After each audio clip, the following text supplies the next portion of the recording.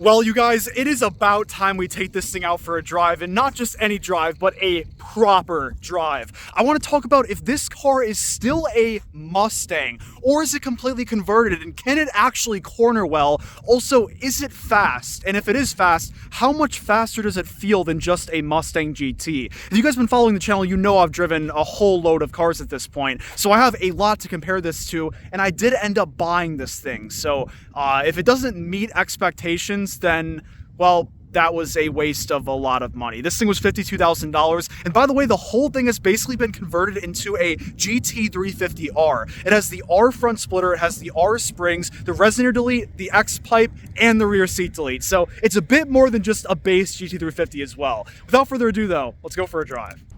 All right, let's go ahead and hop in my new GT350R in heavy quotations. Man, I mean, I owned an EcoBoost for around 7 years, and I just gotta say, this interior really does feel a lot more special. The snakes, of course, the 8,250 RPM redline is absolutely beautiful. But nonetheless, hey, we're not reviewing this car, we're driving it. And by the way, some of you guys know that I pretty much bought this car to learn manual, so if you have any feedback for me on how I'm doing with driving a manual, let me know. I think I am doing very nicely at this point. I may not be the fastest shifter just yet, but we are on week number 2, and oh man, I always scrape right here. This has been really difficult learning how to drive a car that only has about 2 inches. We're good, okay. Oh my gosh. This thing is way too low to the ground. All right, first things first, let's open up those exhaust valves. By the way, take a listen to how much of a difference this sound makes when I'm just rolling. I'll open it up at 3,000 RPM. Take a listen.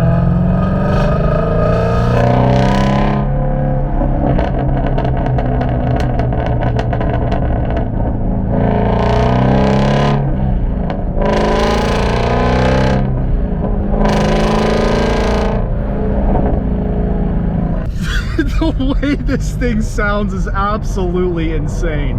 Now, in this video, we're going to start off first by testing out the cornering, because I think that is one of the most important discussions to have on this car. Mustangs are just so well known for not being good in the corners and spinning out, hitting trees. You know, the list goes on and on. Although I think that is a very over-exaggerated thing about Mustangs. They're not that bad. I've driven multiple Mustang GTs ranging from 2016 all the way to 2024, and I don't see that with those cars at all. But the GT350 is a track car, and so it's marketed to corner a lot better than a Mustang GT. And so I'm gonna give you guys my honest feedback about how this thing does in the corners, because I actually took a 2017 Mustang GT through these exact roads as well. Mind you, it is about 35-40 degrees outside, but we are working with 305 width tires in the front and 325 width tires in the back, paired with about 2.5-3 inches of clearance. So if there's a Mustang you want on these roads, it's probably going to be this one. Let's go ahead and throw it into sport, and well, now it begins.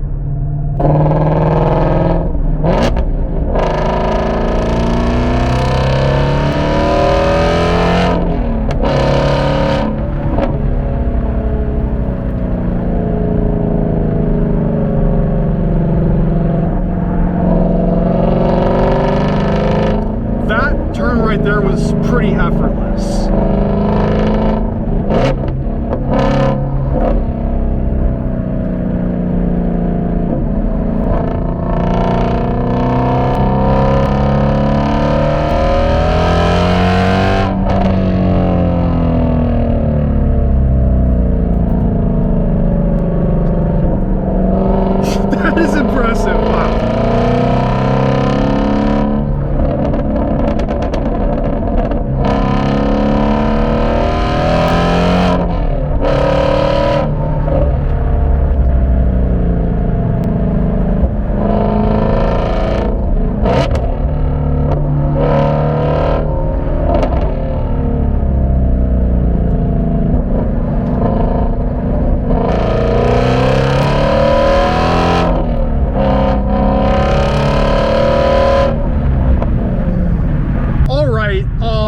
let's give a little recap right there.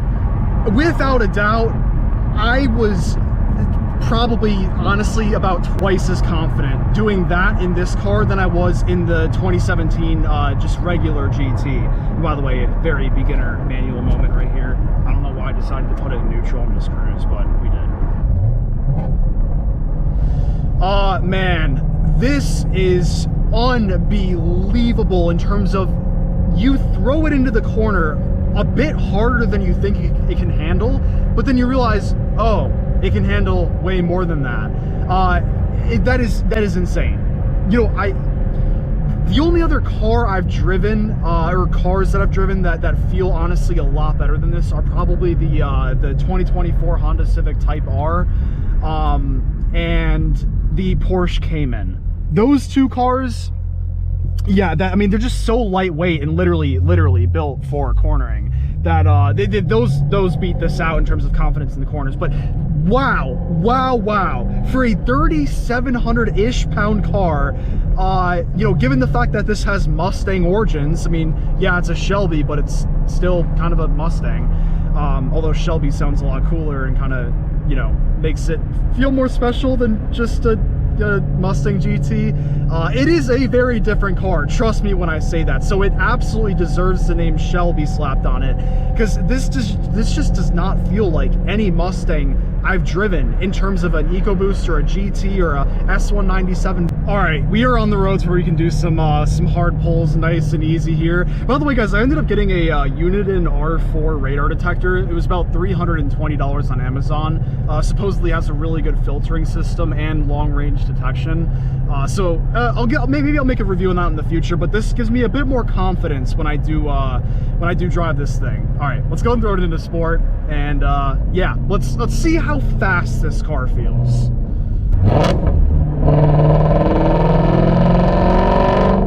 First things first, literally no torque on the low end. I mean, this actually, my Mustang EcoBoost pulled significantly harder than this did at between 2,000 and 3,000 RPM. Like this car is genuinely slow if you're under 3,000 RPM. Let's bring it up to third gear real quick. Wow, I mean, even 3,000 RPM, it's not that exciting. Let's go to second gear. This is where it comes alive.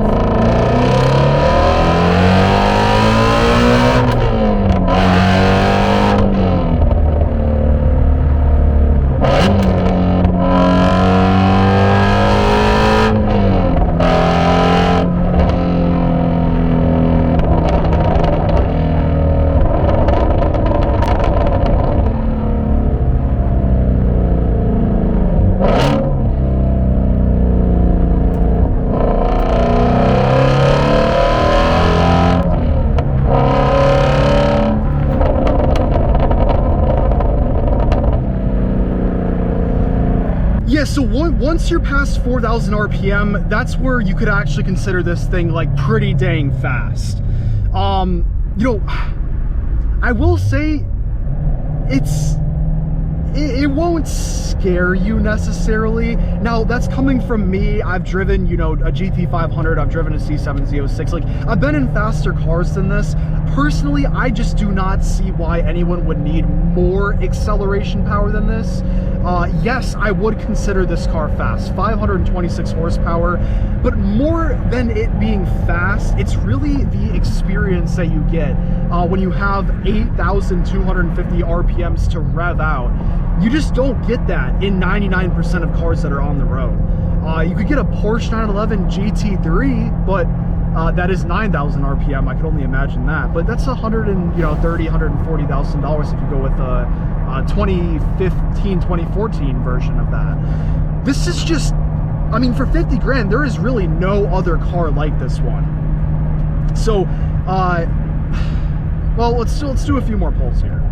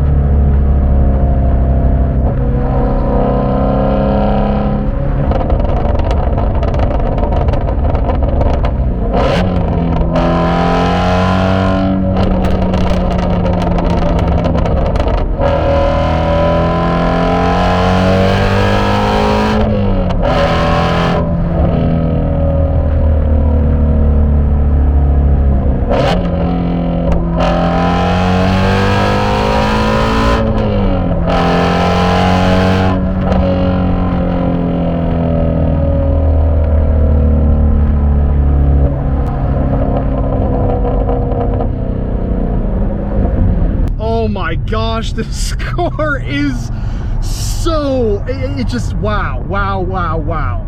Yes, I've driven faster. Yes, I've driven stuff that can corner better, but a flat plane crank V8 revving up to 8,250 RPM with a manual transmission.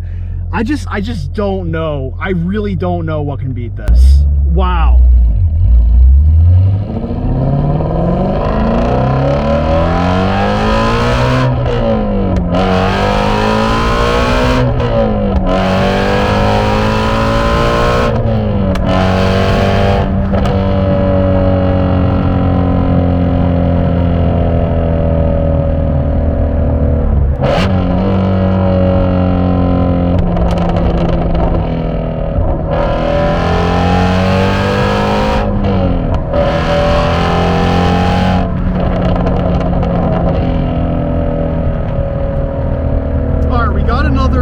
Pretty hard corner up here.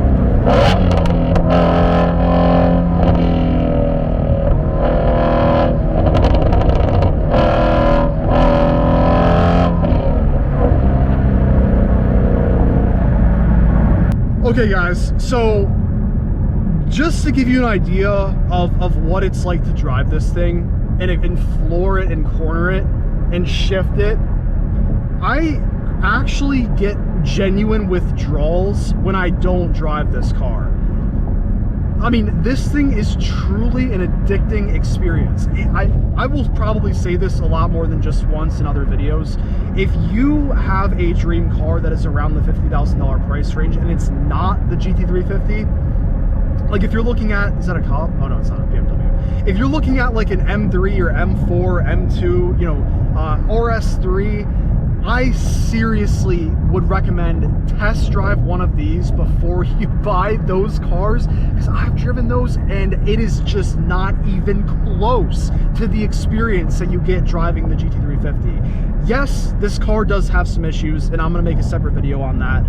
Every car has some issues, but the ones in this one are something you better know before you do end up buying this thing, and I am honestly experiencing some of the problems myself. Again, I'll make a full video on that, but well, wow, I could not be any more happy with my purchase from a performance standpoint. Unbelievable value for $50,000. Better than so many cars that I've driven that are in the 70s, 80s, 90s in terms of the price range. So, man, let me know what you guys think about this car down in the comments below. If you own one, feel free to share what your thoughts are driving yours. I just cannot believe this.